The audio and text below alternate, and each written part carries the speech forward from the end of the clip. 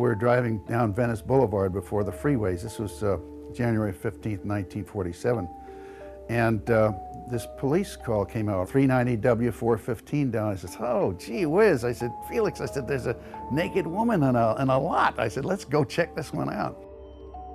Los Angeles Examiner reporter Will Fowler and his photographer Felix Pagel were the first newsmen to reach what became the Angel City's most famous crime scene. Holy cow, I said, Felix, this woman's cut in half. And in those days, it was pretty bizarre. It wasn't long before the victim was identified, both by her name and her enduring nickname.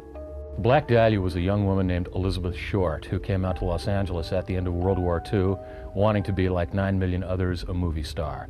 She never became a movie star, she never acted in films. Because she dressed almost exclusively in black, her friends had dubbed her the Black Dahlia, a joking reference to a popular movie of the time, The Blue Dahlia. But the Black Dahlia's fame would eclipse her namesake. Her death gripped the city. Nothing like this, a nude body chopped in half, scrubbed clean of blood, deposited in a vacant lot 6 inches from a curb, right near Crenshaw Boulevard in Los Angeles. Hideous, hideous tortures. A young, beautiful victim. All this during a time when serial killers weren't running rampant, when sex crimes aren't nearly as pervasive as they are today. It captured the public's imagination. Not much was happening in LA in the winter of 1947. Newspaper circulation wars were in vogue. The papers seized on this as like nothing before. We had crews all over the place. We found her suitcase with her diary in it and the Greyhound bus line, and we did all kinds of things. We got some letters from a prime suspect, and the Examiner got the letters too, by God, not the police. Despite dozens of suspects, the Black Dahlia murder remained maddeningly unsolved, becoming Los Angeles's most famous cold case for decades.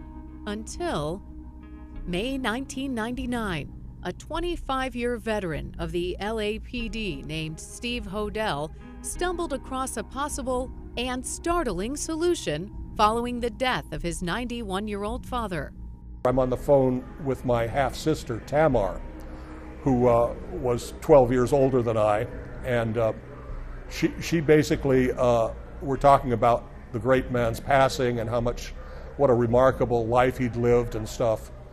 And she comes out of nowhere and says, well, you know, he was a suspect in the Black Dahlia murder. Hodel, now retired, knew little about the case, but set out to prove his father's innocence. Instead, he uncovered a mass of evidence supporting his guilt.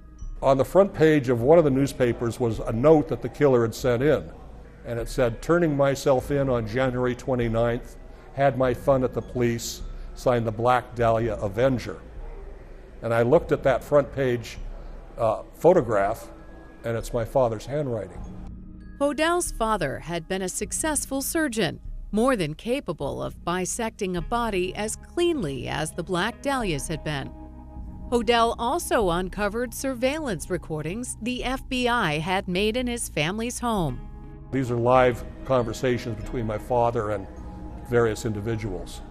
There's multiple times he says, supposing I did kill the Black Dahlia murder, they can't prove it now. So they have all of these tapes, 146-page transcript. And basically, they're about to arrest him, and he splits. He takes off, flees the country. George Hodel eventually returned to the U.S. in 1990, by which time his status as a murder suspect had been long forgotten. In 2003, Steve Hodel's case against his father became a best-selling book. 3 years later, the Black Dahlia herself ironically realized her dream of making it to the silver screen in a Hollywood film based on James Ellroy's novel about her. More than 70 years after it happened, her brutal murder still grips our imaginations.